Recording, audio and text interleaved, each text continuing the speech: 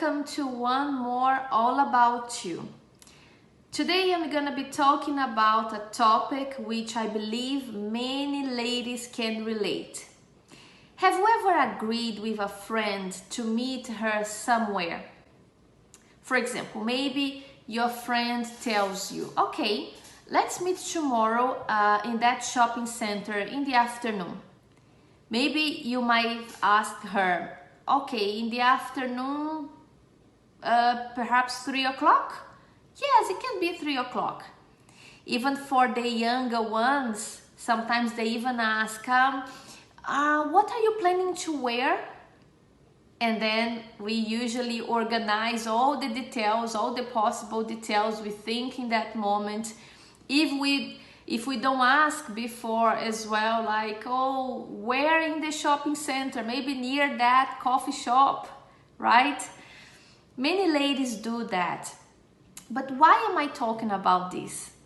Because today I'm gonna bring to you something that I've been thinking about, and many times we connect this behavior, this idea of getting more details into our spiritual life and into our relationship with God.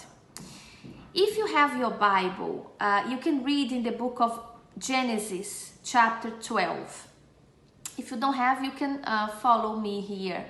We're gonna be talking quickly a few verses about Abraham. Remember when he was still Abram? Abram had basically everything. He had condition, he was rich, land, he had family, he had his wife. But remember that he didn't have a son, which was something that inside of him he really wanted to have, and he didn't have. So here, God appeared to Abram and spoke to him.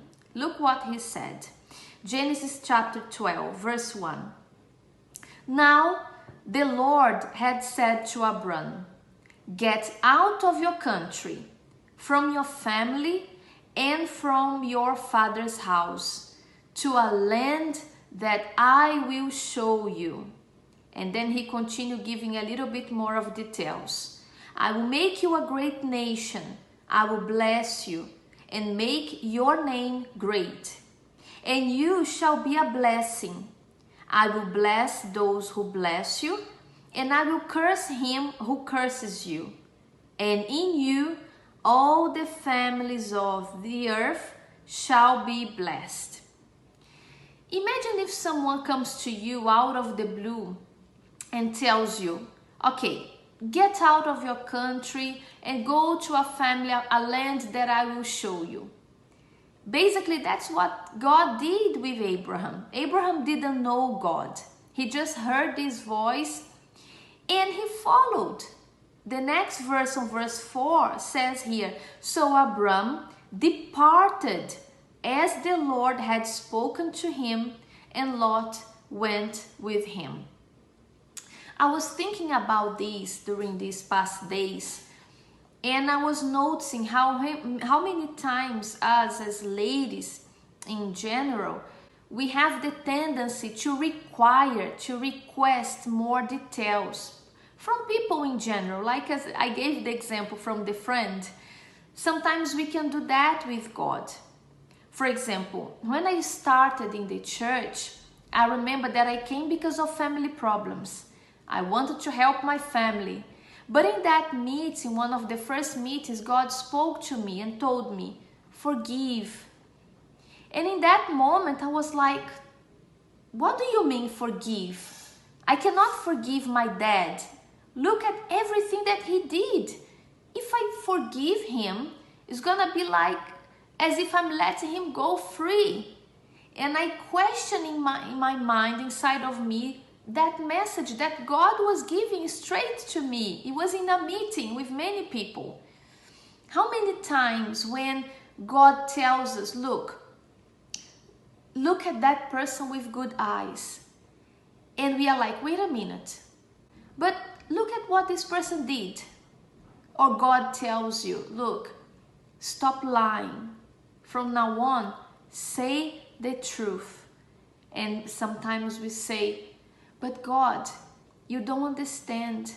if I say the truth, I will get into trouble now. Can't you see? If I say the truth, what's gonna happen? How will this be sorted? If I get into trouble, how am I gonna come out of it? And we question God to give us more reasons because we don't understand what He's asking from us. While I was meditating on this, which is a character of God, I noticed that even though we might have this habit of requiring more details, requiring more reasons, we need to understand that God might just give you one word. He might tell you, as I said, stop lying, or let go of this friendship, let go of this boy, this person is not right for you. Look the way that he spoke, look what he did. And he stopped talking, he doesn't insist. And how many women, they question, they answer back, if you know what I mean. They say, but God, I've been in the church for so many years. If I let him go, I don't know if I'll find another person. Look, time is passing. I'm not very young as I used to be. So you are telling me to let him go? No, that's not my faith. My faith is to fight for him. My faith is to fight for this friend. If I let her go, I don't have more friends. Usually, many women, even inside of the church, they have this habit of insisting when God gives a direction. They want God to come with the whole plan. Imagine if God would have come to Abraham with 30 years ahead plan, saying, okay, Abraham, I am God and this is my plan for you.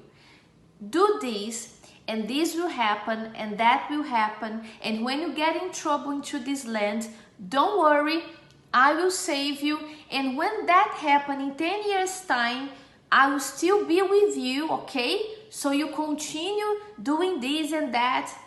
You see that God didn't do that with Abraham, and God will not do that with us, because what he requires from us is one thing: obedience. Maybe I would say two: obedience and trust. So as I'm sharing here with you, think about, is there anything that perhaps God has been requiring from you for you to change in your ways, in your behavior? Maybe God is telling you, look the way you think, look the way you look at the authorities. I don't know. Have you been doing like Abraham? Have you been departing as soon as God speaks to you? Say, okay, God, my heart does not want. Okay, but I place this on your altar. From now on, it's gonna be your way. Have you been doing that? Or have you been questioning God? But why exactly you are asking me this? But I look so and so and this person does that. Why is God asking me to do in that way? Well, we cannot do this only once. We need to constantly listen to what God is requiring and follow. Do you know why? Because when we follow His voice, we have quality of life. We will experience His blessings, His peace. We will experience His power. So this is what I have to share with you today. I've been thinking about that, and I hope this message blesses you as is blessing me right now. Have a wonderful day. God bless you. See you next time. Bye-bye.